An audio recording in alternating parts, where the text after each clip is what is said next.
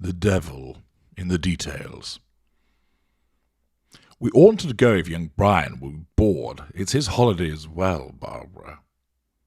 You won't be, will you, Brian? There'll be plenty to see in the house and the park. It's your day, Aunt Leonie. It's your turn to say what we do. He's a credit to you both. I wish I knew more like him. Now, Brian, don't make that face. Your aunt wants to see the paintings while she has the chance. It won't hurt you to look at them as well. Jeff, I think the face was just embarrassed. Maybe they'll help you with your art at school, Brian. You can tell your teacher what you saw, so long as you don't mind. Brian did his best to seem enthusiastic, despite wondering how much more he might have to not mind. Because his aunt disliked flying, they'd not gone to Turkey, but to St. Brendan-on-Sea, which wasn't quite northern enough to be close to mountains and lakes. Supposedly, the town was famed for its murals, 3 centuries old, but Brian kept being told there was plenty to occupy him. His aunt had to be considered because she'd lost her husband Quentin recently, though only by divorce. Even the activities Brian's parents chose for their days seemed to be mostly for her. In case he wasn't sufficiently uncomfortable, his mother told him, "Do what you have to do, and we'll be off." Though he was 12, he had to share the family room while his mother's sister had next door all to herself. His father had told him off for dislodging the toilet seat, though it had already been askew. Brian dabbed at the results of his inefficient aim with toilet paper and wiped his hand on his trousers on the way downstairs, past a kind of china totem pole composed of sleepy cats. His aunt produced a laugh every time she saw it and waited until Brian manufactured one, so that he couldn't help feeling relieved that the family was waiting outside the sea view. Even from upstairs, the only views was of the whitewashed hotels opposite. The family clambered into the Clio, which his aunt frequently called Cleopatra. 5 minutes' drive past tea rooms and antique dealers and Victorian shopping arcades took them out of the small town. While Brian's mother drove through country lanes, his aunt pointed out sights she appeared to think he would otherwise have missed, not that he would have cared too much. 20 minutes of this brought them to Folian Hall. The stone lions guarding the gates put Brian in mind of the china cats in the boarding house, but it seemed this time he wasn't meant to laugh. A guide, half his aunt's age, was leading a party of visitors out of the sandstone mansion. "You won't mind waiting for us, will you?" Aunt Leonie appealed to her, and hastened into the lobby, miming a search for her credit card until Brian's father overtook her to buy tickets. When the party was complete at last, Aunt Leonie enacting comical haste rather than achieving actual speed, the guide said, "We'll start in the chapel. The Sula ceiling is being restored." Brian made a manful effort to anticipate a treat, as everyone trooped along an avenue to the ruddy chapel. A man was perched on scaffolding underneath a mural full of angels, though for the moment he was busy drinking from a mug. "Good morning, Charlie," the guide said, as though to prompt him to demonstrate his skills, but he only raised the mug in the salute. "Maurice Selous has made our little town world famous with his paintings." The Folian family had taken up the painter and commissioned his work for the hall as well as the chapel, and he'd provided murals for both the Catholic churches in town. He'd become a painter and a convert later in life. One reason why the Folians had supported him. In return, he'd painted images of their acceptance into heaven, and you can see them there and there. As Brian peered up at the solemn, well-fed faces of the white-robed figures being borne away by angels, his aunt said, "He wasn't such a saint himself, was he?" "No photographs, please." Having waited until all the offenders lowered their phones, the guide said, "That's why he converted Charlie when you're ready." "Don't they say he painted angels to disguise himself?" Aunt Leonie said. "I hadn't heard it put that way." "To disguise his nature, and maybe his conversion was meant to do that too. Maybe it let him end up thinking he hadn't been a monster to his wives." For just the family to hear, Brian's aunt murmured, "Like someone I won't name treated his wife." "I was meant to come to that later," In the same tone of muted reproof, the guide said, "Charlie, you were saying how he put himself in every mural, but those details were all painted over." "I was coming to that now, in fact, Charlie. Only nobody knows who did it. They aren't sure Sir Lucy even did it, though it's in his style." "Well, you've told the people everything I would have." As though retrieving triumph from defeat, the guide called, "Charlie, have you found him?" "Could have." The man set down his mug with visible reluctance and used a tool to point at the cluster of angels directly above him. "It could be under them." Brian squinted at the flaking section of the mural until the outline of a white-winged figure seemed to shift. The rest of the party had finished admiring the interior and were wandering out of the chapel. Perhaps the restorer disliked having so large an audience because he abandoned the mug to pick up a tool.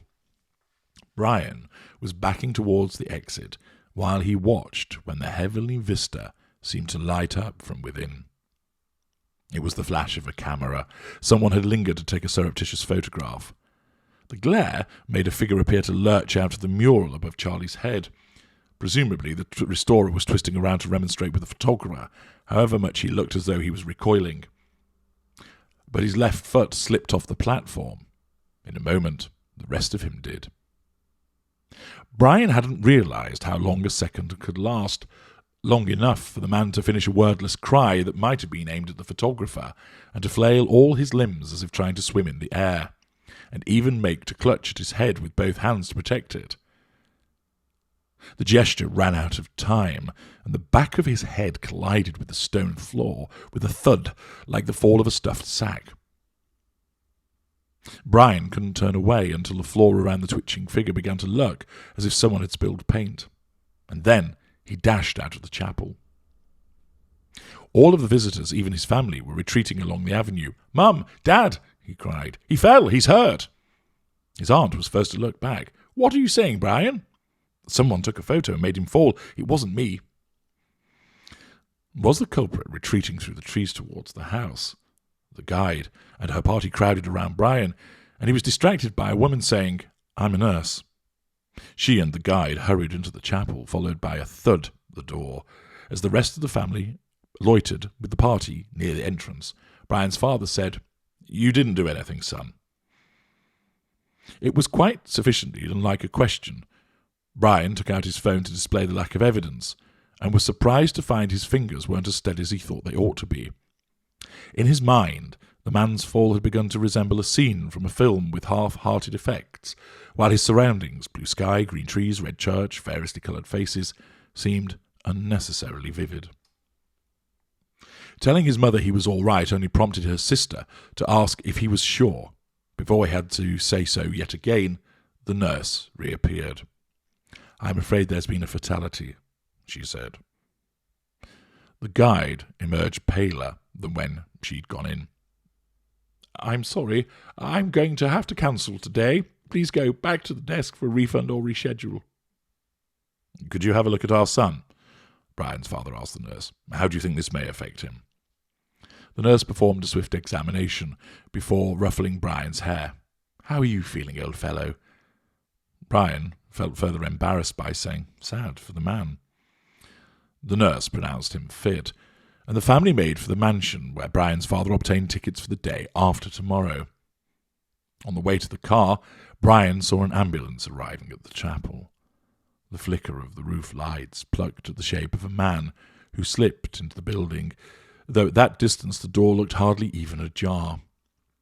During the drive back to town, Aunt Leonie devoted herself to pointing out views she would have put on canvas if she hadn't left her painter's equipment at home. "It would only bore young Brian," she'd said. St. Brendan's was 10 minutes' walk from the sea view, up a hill ribbed with terraces of white cottages. "The walk will do us all good," Brian's mother said, but he thought she mostly meant him. No doubt the church had been built on the hill for sailors to see from their ships.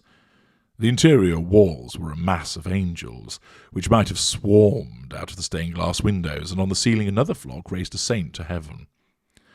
"Look behind the angels," Brian's aunt told him as if he needed some diversion from his thoughts.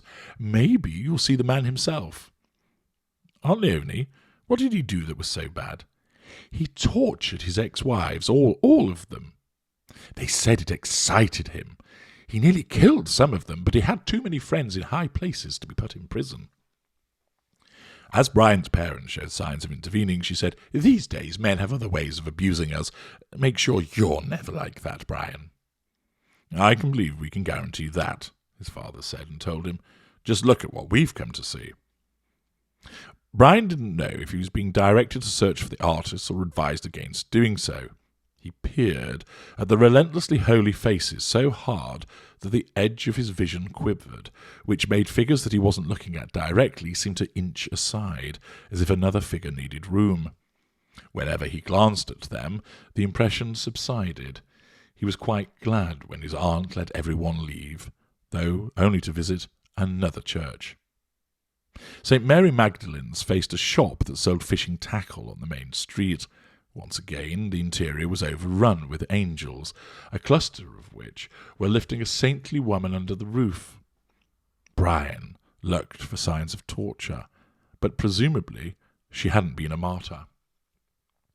Near a table that he gathered was an altar, though he thought it could have passed unremarked in a florist's shop. He saw a booth with 2 doors. "What's that for?" he said, and felt childish. "It's a confessional," his aunt said. "People tell the priest their sins in there, and that's supposed to make it right. That shouldn't be how it works, though they let Maurice Selous think it was. Some things you shouldn't be forgiven just because you own up." "Leonie," Brian's mother said, "I don't think we need that in church." Brian felt compelled to search for the artist, without feeling sure that he wanted to find him. Some angels appeared to have shadows, but whenever he looked closer, the dark addition dodged back. Could the confessional be in use? If he was hearing a whisper, he could hardly be behind the booth, where a section of mural was flaking away. Perhaps the booth was meant to hide the damage, unless it was the cause. As he tried to focus on the peeling shadow, his mother said, "What's wrong, Brian?" Though he moved away at once, she didn't stop watching him until they left the church. "Let's go and get some fresh air on the front," she said. The bay was strewn with fishing boats, and nets lay on the stony beach. The promenade offered a bingo hall, a coin arcade that he'd been warned was a waste of money, a fairground where the rides were too young as well as too antique for him, a ballroom with posters for performers apparently determined to resurrect celebrities by imitation. A salty breeze ruffled Brian's hair, as the nurse had, inspiring his aunt to tell him, "This should give you an appetite," and he wondered if she felt responsible for the shock everybody thought he must have suffered in the chapel. His appetite could indeed have done with stimulation. Dinner at the Seaview consisted of a feebly international menu, far less varied than his parents made at home. The curry he tried last night was half the strength of his mother's, though his aunt had pronounced it too fiery for her. The fish of the day appeared to be that of the week, if not the month.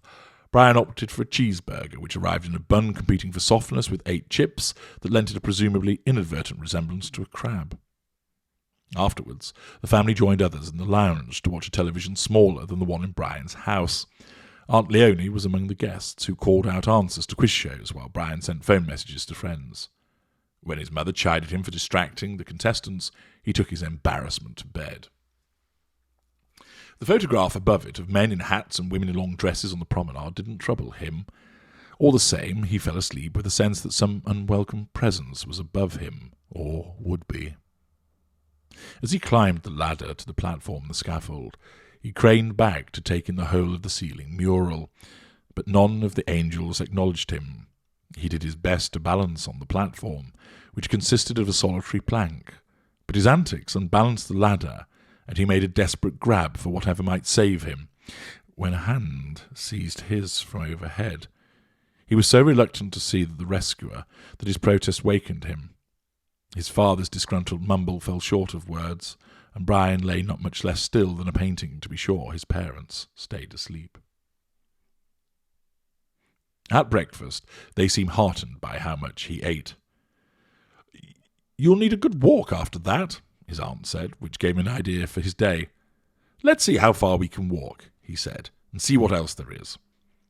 Yesterday, he'd noticed a cliff path leading from the promenade, The walk brought views of an increasingly rocky coast peopled only by birds, and he felt pleased with his choice until his aunt began saying, "Keep away from the edge, Brian, and be careful, Brian, and don't get too close."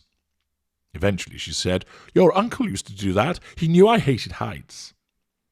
"You didn't when we were Brian's age," her sister said. "That was how someone I won't mention worked on me. I'm getting my confidence back." "Was that how he tortured you, Aunt Leonie?" Before she could respond, Brian's father said, "Do as your aunt says and stay clear." The walk led them to a cliff-top pub in time for lunch. Brian thought his parents would have sat outside if his aunt hadn't met the prospect with a shiver. Among the brochures for local attractions and rag, next to the entrance he found one for Folian Hall. A photograph of the interior of the chapel bothered him enough that he took it to the table.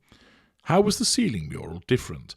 It felt like trying to solve one of the picture puzzles he used to enjoy, looking for a hidden face. But he hadn't succeeded by the time his aunt said, "Can't you wait to get back, Brian?" "I was just seeing if he's there." Perhaps this hinted at aversion, because his father said, "We all have to make sacrifices. Your aunt has come on a walk she doesn't like." "I do like it, Jeff. Don't make Brian feel guilty when there's no need. You're helping me get over my fear, Brian." Brian stuffed the brochure into a pocket and concentrated on his fish and chips. Afterward, his aunt insisted on walking further along the cliff, perhaps because his father kept him well clear of the edge. The evening brought another burger, followed by another clutch of the quiz shows that Aunt Leonie never seemed to tire of. Brian gave the brochure his attention and was disconcerted to find that however long he stared at the murals in the chapel, they didn't stir. This was among the issues that lingered in his mind when he went to bed. He used to like his Uncle Quentin, who'd been fond of wrestling with him and telling jokes the other adults disapproved of and letting him watch films the boxes said he was too young to see. Should Brian feel guilty for having liked him, for persisting in it now? Another source of confusion was his father's remark about sacrifice, although until he was close to sleep, Brian didn't realize why it stayed with him. Of course, the death of the restorer would have functioned as a bloody sacrifice in several of the films Uncle Quentin had put on while the rest of the family were elsewhere. They were only films, and so Brian didn't dream, though in the morning his aunt asked if anybody had. "We don't, Leonie," his father said. "I don't think you can speak for everyone." For a moment she seemed about to say something other than, "Are you sure you want to go to the hall again, Brian?" His parents seemed to feel he should make the effort, and so he'd said, "Course I do." Too late he wondered if she'd wanted an excuse to call the visit off. "Everybody does, Leonie," his mother said. "Thank you for all your trouble with the tickets, Jeff." Might Brian's aunt feel constrained to revisit Folian Hall? He was about to admit reluctance, whatever the cause, when his mother sent him to the bathroom with no chance to argue. On the way to the hall, his aunt was so determined to distract him, if not herself, that she kept drawing attention to sights they'd already seen. When Brian saw the gates bore a notice, he thought the tours were still cancelled until a man bustled out of the drive to remove that hope. The guide was back at her job. She gave Brian's aunt a sharp look and him a sharper one. The chapel remained shut to visitors, but the rooms of the main house were painted with angels too. Crowds of winged figures guided children through life, or helped shepherds in the fields, or stood behind personages the guide identified as members of the Folian family to advise or guard them. Brian was busy searching for Maurice Soulas, whatever the artist might look like. That must be why he saw a figure dodge behind an angel who was ushering a child into a church and drop to all floors to hide in the midst of a flock of sheep. He even thought one angelic face, which was intent on the Bible a man was reading at a desk, had begun to slip askew. He assumed the painted face was flaking until he came close enough to find it was intact. In a bid to finish looking for the hidden presence, he said, "Have you seen him yet, Aunt Leonie?" "I'm not looking very hard today, Brian." "I thought you wanted to find him. I thought that's why we came." "We've never turned him up," the guide said, explaining to the other visitors. "The self-portraits of the artist, they may just be a myth." Brian spoke before his way of thinking. "Maybe your friend uncovered him." "Who?" Without waiting for an answer, the guide said, "What do you mean?" "The man who fell." "Brian," his father warned him, but the guide had more to say. "He wasn't there to do that. He was looking underneath." Brian found he was anxious to learn how the accident had affected the mural. As he tried to think of a way to ask, his father said, "Enough. Nobody wants to hear." Brian felt as if he'd been left alone with all the paintings in the house. Each bedroom sported angels overhead, and he kept thinking that one of the radiant faces was about to fall awry like a mask. Was his aunt troubled by some impression of the kind? They were in the last bedroom when he thought he glimpsed a spidery intruder scuttling behind a rank of angels up above, peering over every shoulder at him. By the time he dared to look directly up there was no sign of movement. And yet he had a sense that part of the mural was remaining unnaturally still so as not to be noticed. He was desperate to speak to his aunt about it, but as they left the house she spoke first. "You didn't need to look for him for me, Brian. Let's forget about him now." She and his father seemed to have left him nothing to say. He was silent on the way back to town, where the family strolled through the antique shops and bought not a single item, and throughout dinner, ignoring how the burger and its attendant chips resembled a dormant spider in the quiz shows, even when he knew an answer. "Don't sulk, Brian," his mother eventually said. "We'll go for a drive tomorrow." He still had to face the night. In bed, he found he wished the room were lighter, or else so dark he couldn't see the photograph on the wall. He had an unpleasant fancy that one of the vintage holidaymakers was about to raise not just his hat, but along with it his face. Squeezing his eyes tight didn't shut out the impression. "Don't want to see," he mumbled. "Never did." "Go to sleep now, Brian. Your mother wants her rest before she drives." Brian must have slept already, since he hadn't realized his parents were in the room. Their presence ought to let him feel safe, while he reassured himself that nothing had happened to the photograph, and he opened his eyes. As the dim, arrested figures set about reclaiming their outlines from the gloom, he could have imagined one of them had stirred, the one that was craning over a woman's shoulder. It was resting lanky fingers there. Indeed, it appeared to be digging them in. Now it was clambering out of the picture like an insect emerging from a chrysalis. Its face resembled a swollen blister in paint, and gazed at Brian with peeling eyes, while it thrust its crumbling grin at him. "Go away," Brian begged, burying his mouth in the pillow, while he hid under the quilt. "Go somewhere else." When he heard scrabbling above him, he tried to believe it sounded more like a mouse in the wall, the nails scraping at a glass.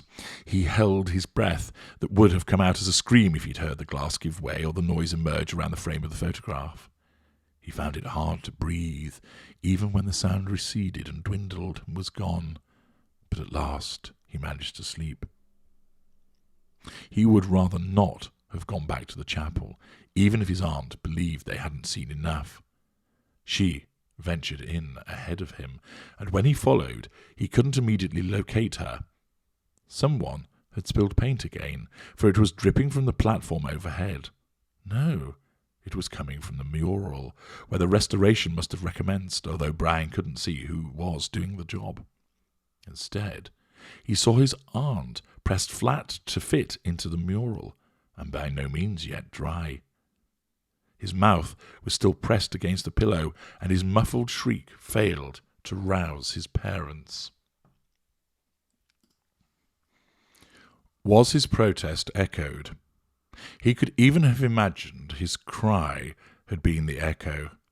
He peered nervously at the photograph in the twilight before dawn, until he managed to establish that the glass was unbroken. He could see no intruder among the antique figures on the promenade. He couldn't help listening for his aunt, whose bed was against the far side of the wall, and closer to his than to his parents. But there was no sound apart from running footsteps in the street. They vanished into the distance without wakening his parents, and surely any other noises had been part of Brian's dream, though he wasn't sure how the slam of a door fitted in. The reassurance let him go back to sleep. His mother had to waken him. He felt eager for breakfast and for a day of driving. Even if Aunt Leonie devoted herself to directing his attention. When he left the room, he found his parents outside her door. His mother knocked on it again and then harder. "Leonie," she called, and raised her voice. "Leonie, it's time we're going." "Try her phone, Barbara." Brian heard the bell trilling in his mother's mobile, but no sound from the room. "I'll fetch Mrs. Mason," his father declared, and marched down the corridor. The landlady looked flustered and doubtful about unlocking the door. Once Brian's mother took all responsibility, Mrs. Mason let her into the room. The bed was violently rumpled, but that was the only sign of life. As Brian's mother opened the inner door to find the bathroom just as deserted, the landlady demanded, "What's happened there?" The glass of the photograph above the bed was splintered, erasing the face of a Victorian holidaymaker. There was blood on the shards and on the quilt beneath. Brian's mother was making to speak with her phone rang. "It's Leonie," she said with relief. "Barbara?" Brian's mother faltered because it wasn't her sister's voice. "Who is this?" "I was walking on the beach. I'm afraid there's a lady who's fallen." "The beach?" Brian's mother said, with what might have been hope. "Yes, the rocks. It's her phone. You're the top name on it. I've called emergency." "How is she? How's my sister?" Brian was already dashing into the corridor, faster when his father called his name. He was almost at the front door when a woman with a vacuum cleaner emerged from the dining room. "Don't say you're running off as well." "As well as what?" Brian had to ask. "As the lady in the room by yours. She went out hours ago. She must have wanted to get somewhere in a hurry. You'd have thought she was being chased. I nearly thought I saw someone." Even more reluctantly, Brian asked, "Who?" "I told you, nobody. It must have been a shadow." With some defiance, the woman said, "Nobody looks like that." Brian didn't care to hear any more, and his parents were on their way downstairs. He ran out of the sea view and past shop after shuttered, lifeless shop to the promenade. He was trying to hope his aunt had managed to conquer her fears, whatever they might be. He hadn't sprinted far along the cliff path when he saw his aunt lying face down on the rocks, where a woman was keeping a dog clear of her. However close he ventured, the sight didn't change for the better. His aunt's limbs were splayed like an explosion of flesh, and her flattened shape simply appeared to spread larger. When he heard his parents catching up with him, he turned to them, though he had to cover his face. "I didn't see," he pleaded. "I didn't want to see."